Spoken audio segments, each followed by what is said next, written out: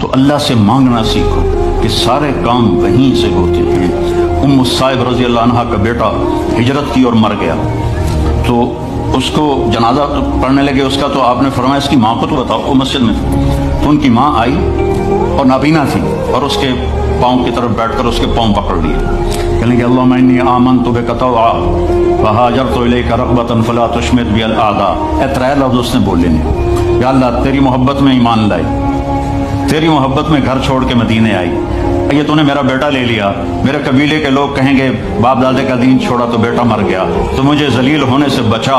تو اس کے بیٹے نے کفن سر سے ہٹایا اور اٹھ کے بیٹھ گیا، اور ماں پہلے فوت ہوئی، وہ حضرت عثمان کے زمانے میں جا کے فوت ہوا۔